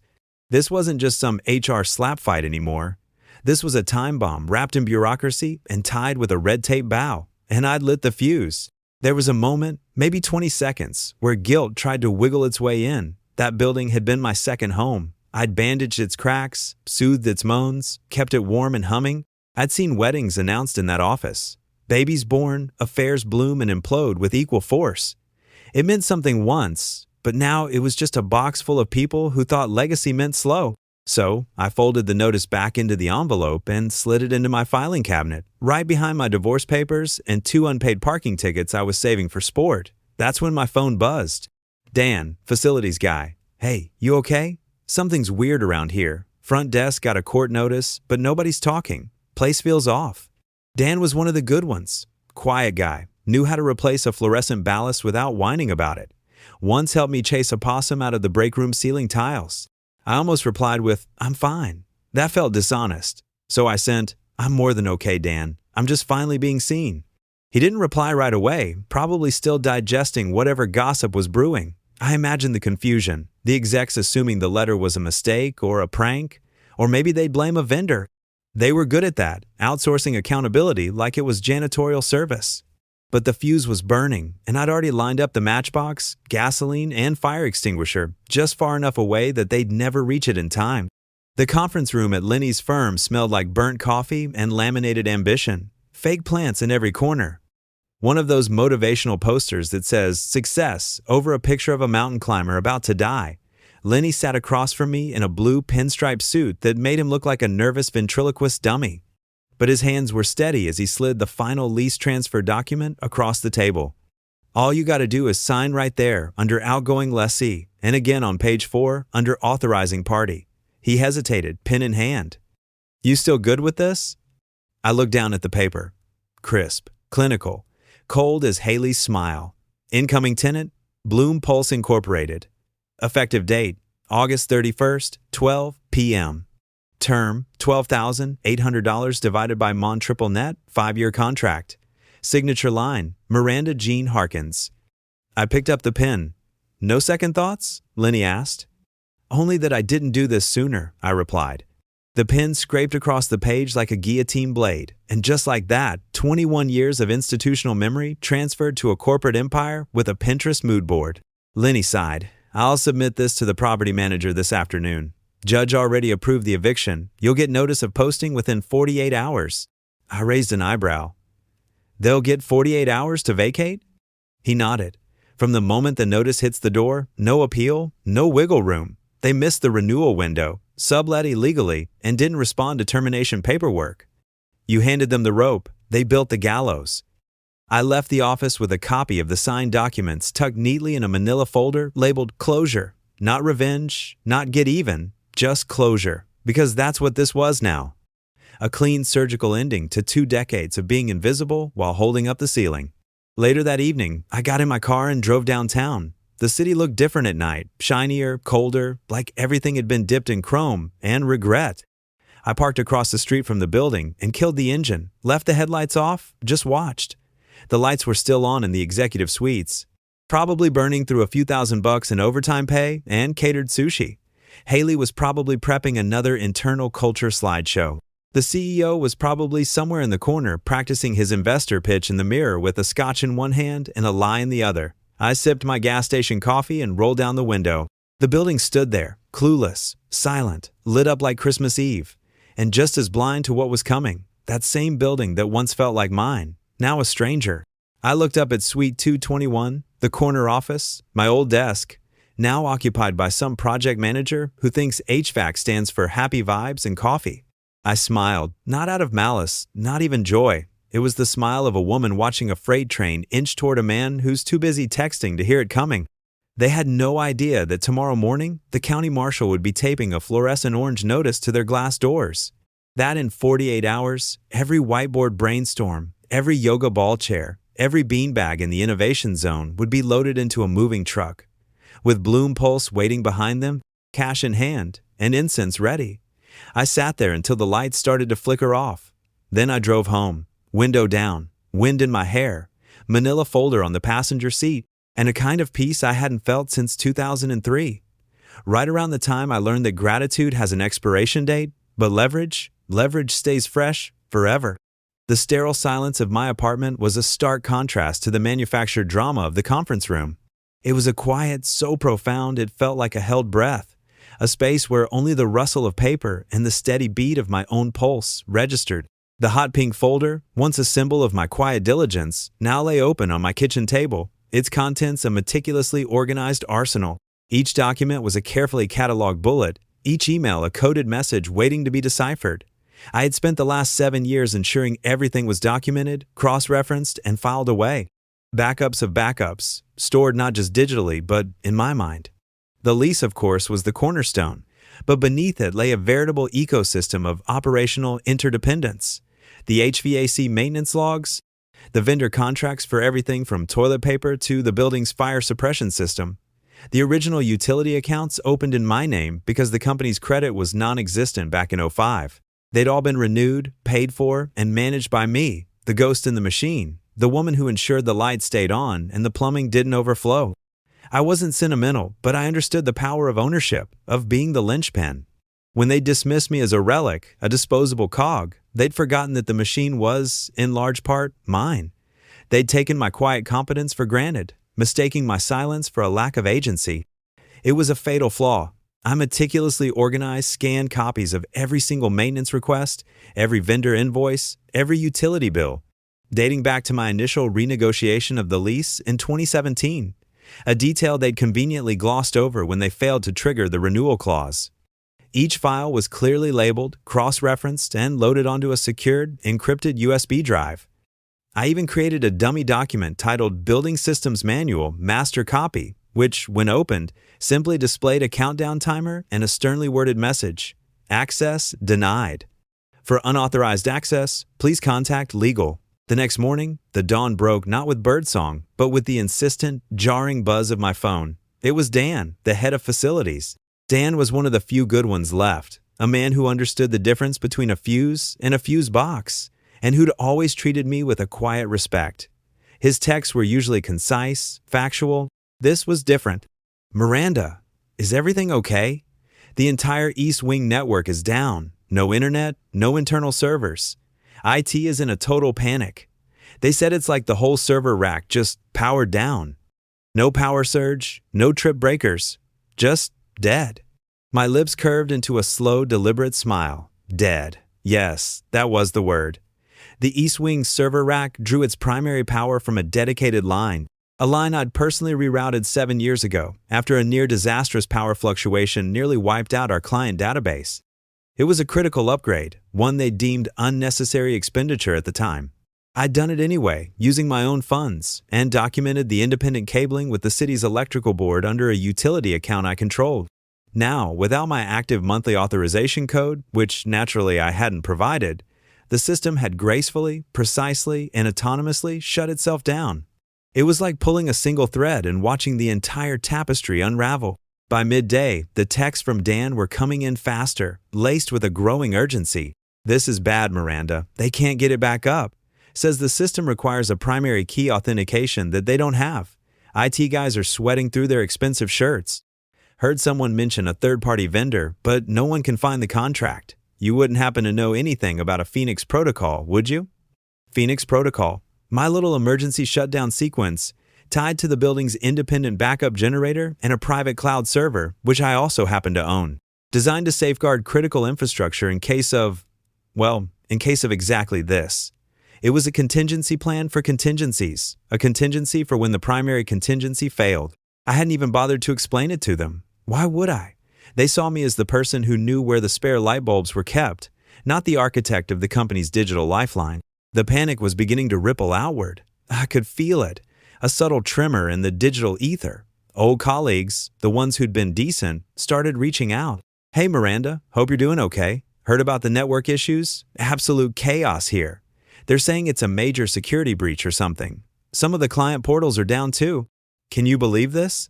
Another text, this one from Sarah in accounting, her usual cheerful tone replaced with a frantic edge. "Miranda, seriously, is there any chance you have a spare admin password for the main server? They're talking about losing client data. The execs are losing their minds." Losing their minds. Good, let them experience a fraction of the anxiety they'd inflicted on me. I didn't reply. Each unanswered message was a small, cold stone dropped into their rapidly rising sea of panic. They were adrift, with no captain, no compass, and certainly no functioning navigation system. Then came the email, not directly from the CEO or HR, but a mass email, a pathetic attempt to rally the troops that only highlighted their cluelessness. Subject: urgent. All hands meeting. Critical infrastructure update. The body was a masterpiece of corporate jargon and desperate reassurances. Team, we are currently experiencing an unprecedented technical challenge impacting our core network infrastructure. Our IT department is working around the clock with external consultants to resolve the situation. We understand the concern this may cause, and we appreciate your patience and resilience. An emergency all-hands meeting will be held this afternoon at 3 p.m. in the main conference room. Your presence is mandatory. External consultants, bless their hearts. They were probably scratching their heads, flipping through manuals that didn't exist, trying to understand a system built by a phantom. I imagine them pacing the executive floor, their expensive suits looking rumpled, their buzzword-laden jargon falling flat against the stark reality of a silent, unresponsive server room. The real kicker came an hour later, a forwarded message from Lenny, my lawyer, with a succinct addition: "For your information, incoming legal notice from property management. See attached." The attachment was a formal notice from Thomas, the property manager. It stated, in no uncertain terms, that the company was in default of its lease agreement. Failure to renew, failure to respond to communications regarding renewal, and clear evidence of unauthorized subletting. Bloompulse, the wellness startup I'd conveniently lined up, had already submitted their application for the premises. The notice demanded immediate vacation of the premises within 48 hours.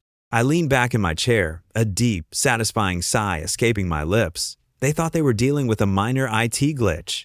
They were about to discover that the entire building was about to become their problem. The silence from my end was my weapon. The lack of communication was my strategy. I hadn't acted to shut them down. I had simply stopped enabling them. The systems I had meticulously built and maintained, the ones they'd ignored and devalued, were now enforcing my will. The trap was sprung, not with a bang, but with a quiet, digital click. They had realized the server room was dead, the building was a liability, and that the woman they'd fired was the only one who held the keys to everything. But they still didn't know how much I held. Not yet. The silence that followed the initial panic lasted precisely 48 hours. 48 hours of frantic IT calls, of escalating reports to an increasingly bewildered executive team, and of increasingly desperate attempts to find the phantom vendor responsible for the Phoenix Protocol. Then, the dam broke. My phone rang, the caller ID displaying an unfamiliar corporate number. I let it ring, enjoying the suspense. On the 7th ring, I answered, my voice calm and measured. Miranda Harkins speaking. A strained, raspy voice, unmistakably Nathan Altman, the CEO, sputtered on the other end. "Miranda? Thank God. We need your help, urgently." The shift in tone was palpable, a stark contrast to the dismissive arrogance of our last encounter.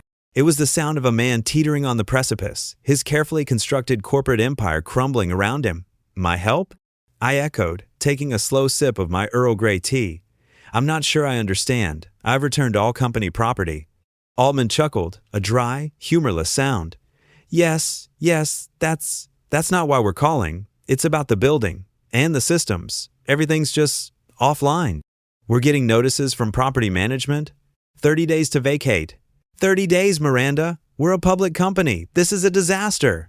He was practically hyperventilating now. The disaster he was referring to was the eviction notice, now firmly posted on the main office doors by a very official-looking county marshal that morning. My carefully crafted legal notices had done their work. The tenant was in breach, the lease was terminated, and the new tenants, Bloom Pulse, were set to move in within weeks.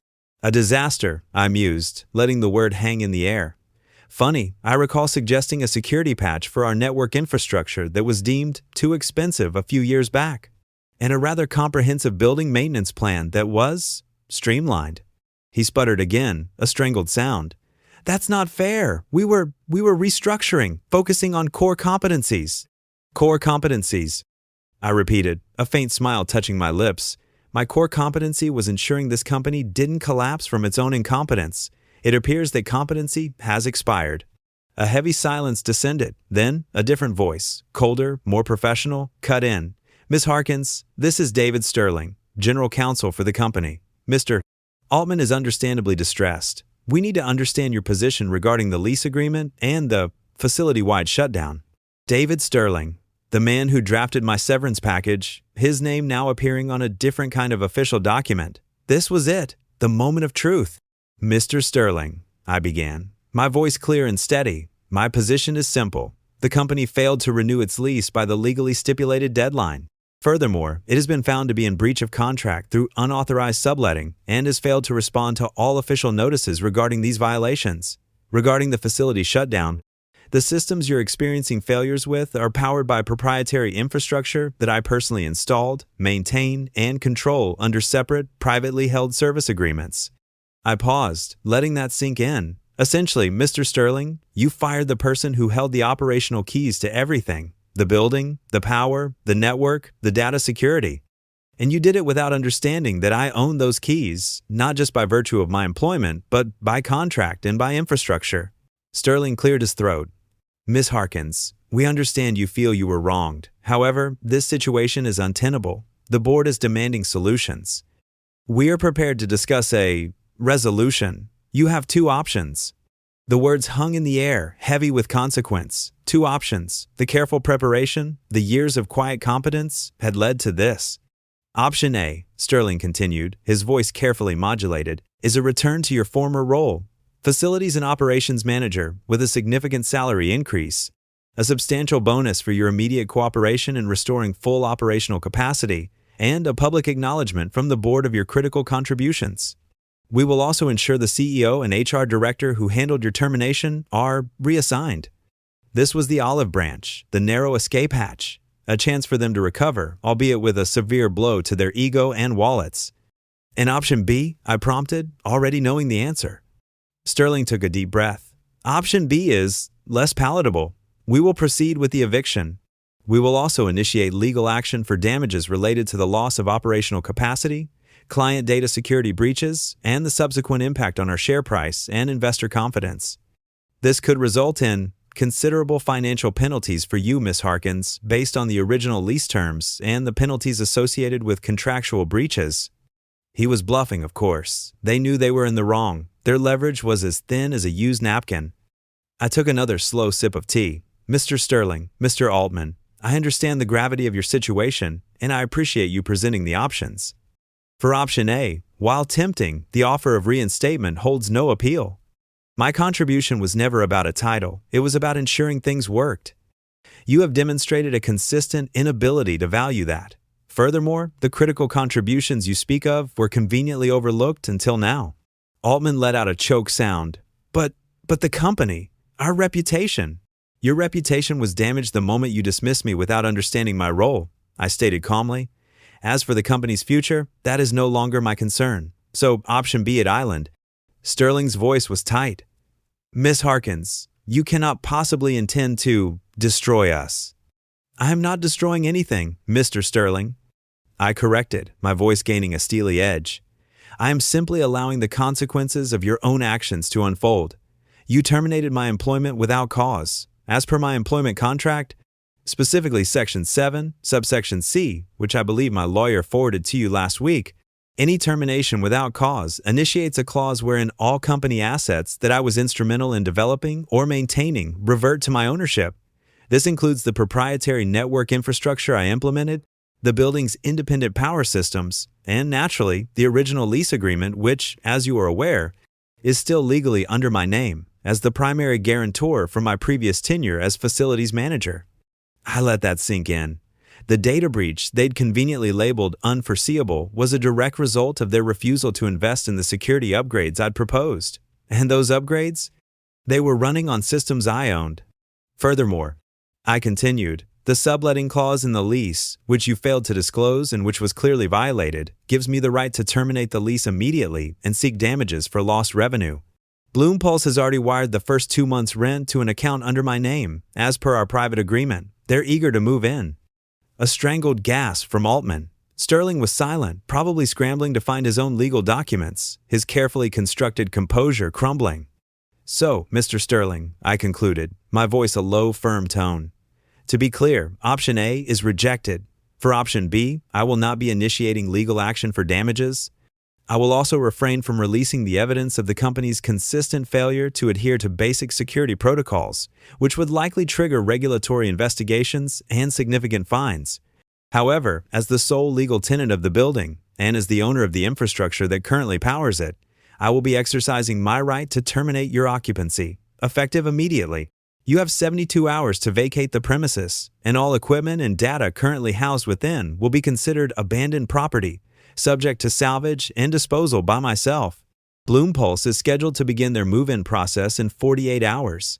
The building's power will be fully disconnected from your systems at that time, and the network will be permanently inaccessible.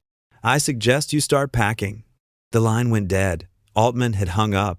Sterling, I imagined, was staring at his own contract, the one that had so clearly detailed my ownership of the very systems he was trying to protect. The following days were a symphony of quiet chaos. Whispers turned into frantic shouts. Reports filtered back to me from former colleagues, IT teams dismantling server racks in a panic, the executive team huddled in meetings, their faces pale and drawn. The unforeseeable data breach had, of course, been compounded by the fact that their primary network was now offline, cutting off access to cloud backups and internal client databases. The financial repercussions were immediate and brutal.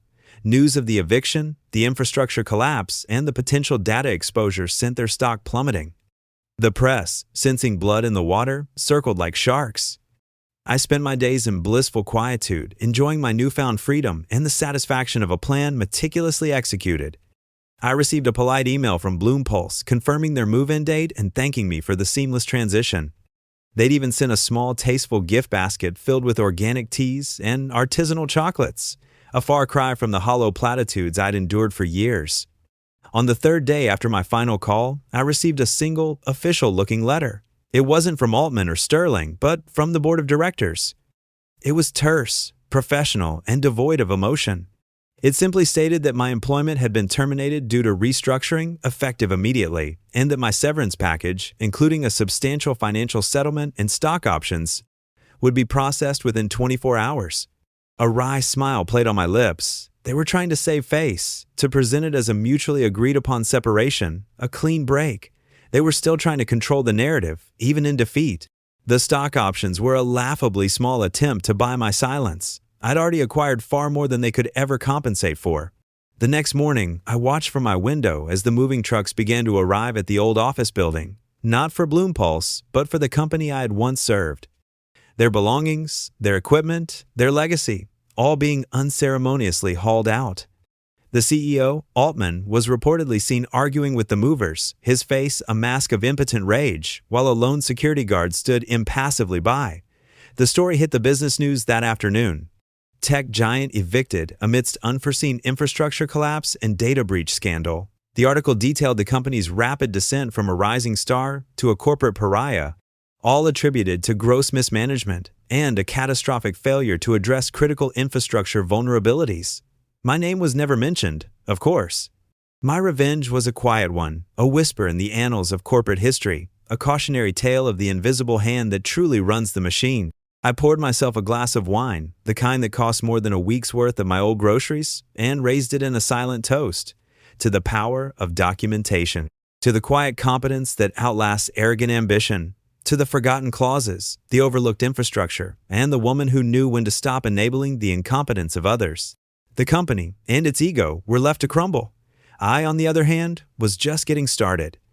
And to all of you legends who made it this far, if watching the mighty fall to the quiet strength of meticulous planning tickles your funny bone, hit that like button and subscribe.